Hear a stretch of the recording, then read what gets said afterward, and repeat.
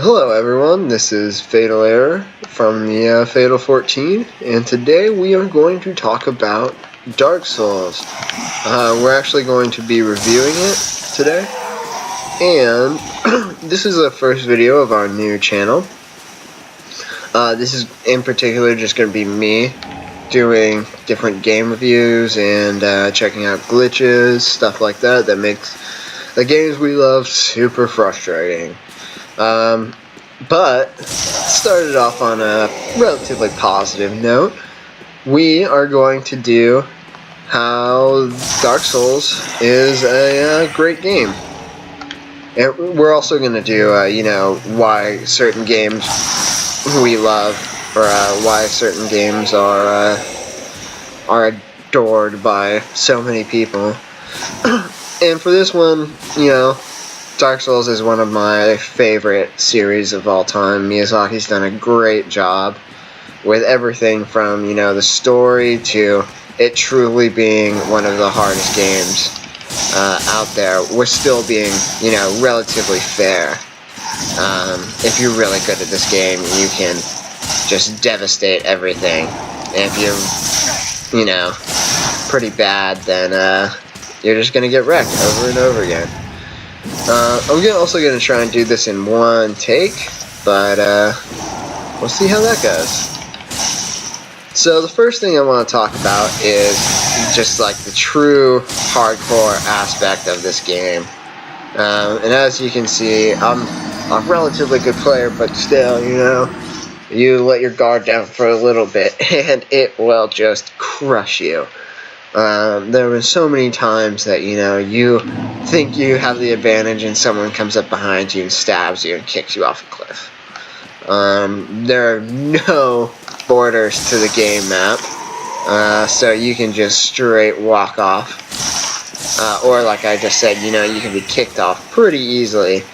Backstabs are relatively easy to do. I'll show you real quick. Or I guess not. There we go. So at PvP, that's just incredibly debilitating. The boss fights are brutal, especially in the new DLC, the Ring City. That one, whew, man, some of those boss fights are 3 tiers, 4 tiers long, and you're fighting the entire time. Every dodge, every missed dodge could just be the end of your run. And it's definitely not a game for casual people to play. I mean, people can definitely casually play it, as I'm, making a video while I'm playing with only a knife. But it's definitely one of those games that really, really makes you concentrate and get good at gaming in general. Another thing is the community. The community is great. From the lore videos to the gameplay challenges, people have no-hit challenges, and I believe a couple people have actually completed it, which is, insane to think that they've gone through this entire game without even being touched. And as you can see, I already died once. I've gone a couple gameplay times when I haven't died before, but I'm also playing without the hood, which adds, just another layer of difficulty. But back to the community, everyone is, well, great community means good people outside of the game, but inside the game, you can get some pretty brutal trolls. But that's also kind of a really nice part, because you get so used to going through the methodical, alright, this is exactly where that person is, kind of like what I'm doing. I don't even have to look for other items, but when someone invades you, you kind of have to change your game plan completely. So that's just some great things, which add me to, or take me to the next thing, which is competitiveness and cooperation. The cooperation in this game is, amazing. You can summon people to join your fight and take on a boss fight. And that's just, one of the one of the best things in the world to be able to play with another friend of yours and take down a boss together. It's just amazing. And like I said before, the trolls make this game brutal. They sit in the way of hallways that you need to go and pretty much just make you stay in certain areas. They'll kick you off. Yeah, hey, I could just go on and on how many times I've been trolled, or just, they invade in such a shitty area. Especially the new DLC, there's an area where you shoot a ton of arrows, and you can just be ripped apart if someone covers the, or someone's standing in the area where you need to take cover. But that brings me to another point of when you finally do beat those people and you beat the bosses and you go through the entire game and you won, you feel accomplished. Dark Souls is one of those games that will take you, 40, 50 hours to complete if you've never played one of them before. And it will take you a long time to figure out the levels and the patterns and people's their attacks and where they want to defend and where they want to rush you. The different bosses. Yeah, by the end of it, you honestly feel like you are one of the best gamers in the world. Yeah. And then this goes to our next point, which is enemies. And I'll show you right now. The enemies in this game are amazing. That looks exactly like the crate that we would be getting an item from. And you see it and you're like, that's amazing. I get an item. And instead it turns into this monster and it just devours you. There are ways of telling it, and especially experienced Dark Souls players will easily be able to figure it out, and then they go back on it in the DLC, so, they let you get in this pattern of this is what you do, this is how you play it, and then they totally just switch up that pattern on you. They're really good at making you think about every engagement that you get in. And the level design is just impeccable. From the city that you start out in, the dragons covering that hallway,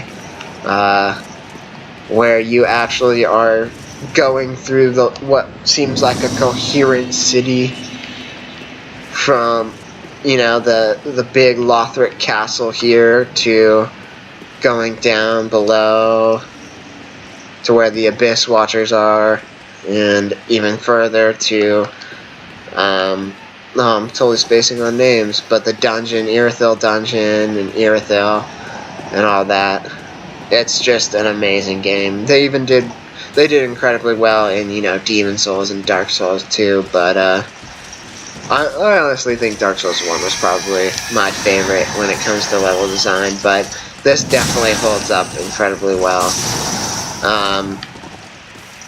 And what I mean by that is is how the levels flow together, how enemies are positioned so that they will force you into certain areas and create a more difficult environment just because they're standing in a specific area. For instance, these two guys going back and forth make you either run around and do what I did, or fight them, or try and run through them, which is, they have twice the ability to hit you, and it makes it so much more difficult.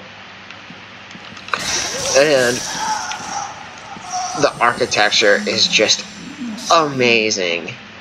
I cannot praise this game enough for its architecture, from, the tiny details of this candlestick, of how brilliant it, shit, I think I entered the late game boss fight way too early, but, yeah, it's just amazing.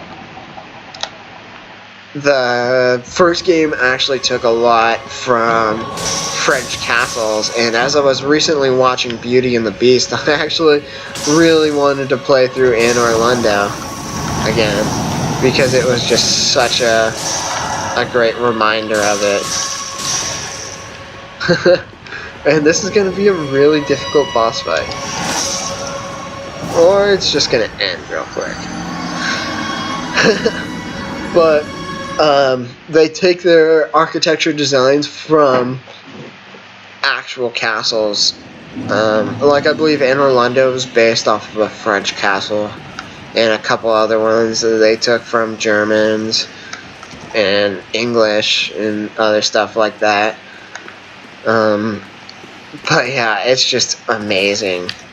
I can't praise it enough of just how beautiful, you know, these just random obscure little cones are. And then to, you know, the people being stuck on trees or growing into trees. The little patches of grass that make it feel like the city's being overgrown, you know. That's the tiny details that Dark Souls has always just been amazing about. And they always move you into the way that they want you to, you know. You have bars right here, keep you from going that direction. And this really does feel like a true RPG. You really can put yourself in this character and play the way you want to, whether you want to be a incredible troll or you want to be a Solaire who just goes around and helps people.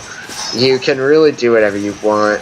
If you want to play as a thief and run around and act like you're stealing things from everybody, then go right ahead.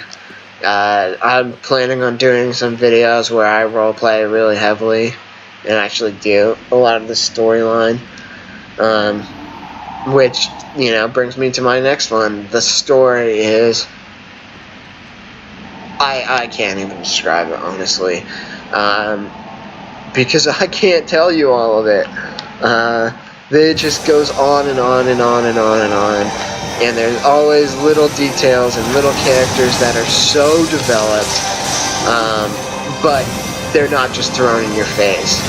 It's not just giving you that, you know, this knight was, like, this guy isn't just talking to me and telling me his story.